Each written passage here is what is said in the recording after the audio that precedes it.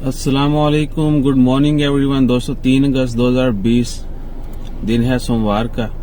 बहुत सारी private companies जो हैं वो उन्होंने काम स्टार्ट कर दिया, यानी छुट्टियां वैसे तो गवर्नमेंट और पब्लिक इदारों में 6 तारीख तक ही हैं। 6 से फिर आगे जुमा हफ्ता है 7-8 और 8 तक ही लॉकडाउन है।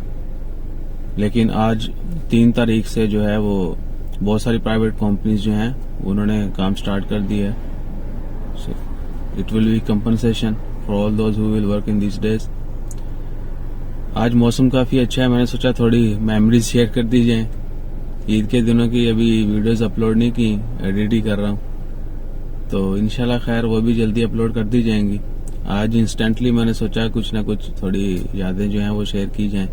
आप सब लोग भी जो है वो जरूर अपडेट किया करें अपना, कौन कहाँ पर रहता है, क्या हालात हैं, और उम्मीद है आप सब लोग खुशबाश होंगे। इंशाल्लाह मुश्किल वक्त है, हम बताते नहीं है, जो नहीं बताते उनके ऊपर भी है, लेकिन क्या है कि साबित कदमी के साथ चलना है। तो नीचे आप स्क्रीन पर देख रहे हैं आज का मौसम भी, ट्रैफिक भी बहुत कम है, बादल भी हैं, और दुआ करें अल्लाह ताला रहमत की बारिश बरसाए। और जब मौसम अच्छा होता है तो इंसान का मिजाज भी जो है खुशगवार हो जाता है। ऑनेस्टली स्पीकिंग, आप सब लोगों ने ये जरूर ऑब्जर्व किया होगा, सिर्फ कच्चे मकान वाले को परेशानी होती है कि बारिश होगी तो उसके घर में जो है वो पानी आ जाएगा या छत टपकने लग जाएगी। जो बाकी जो जितने भी लोग हैं उनका मिजाज जो है वो चेंज हो जाता है। एक हद तक खुशी उनको भी होती है जिनके घर पानी में डूब जाते हैं, लेकिन ओवरऑल जो है जब बारिश इस तरह की कोई भी नेमत जो है अल्लाह ताला की तरफ से और रहमत की हो तो क्या ही बात है।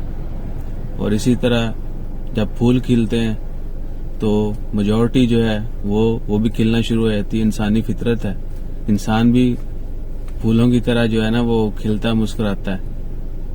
और वहीं पर बहुत सारे लोग अफसरदा भी होते हैं। उनकी रीजंस आपको पता है, क्योंकि हम केयर नहीं करते। हमें सिर्फ अपना है जानना है कि हम कौन है, हम क्या करते हैं, हमारा क्या एम है, हमारे क्या प्लान्स हैं। हमें अगर दूसरों को भी हम साथ लेकर चलना शुरू कर देंगे तो अल्लाह ताला हमारे रिस्क में हमारी ख्वाहिशात जो हैं वो हो सकता है टाइम से पहले पूरी होना शुरू हो जाए। यानी जहां पर आप सोच रहे हैं या मैं सोच रहा हूं मैंने आईफोन 11 लेना है, हो सकता है मैं किसी भूखे को खाना खिला दूं, क्योंकि आजकल मुश्किल के वक्त है।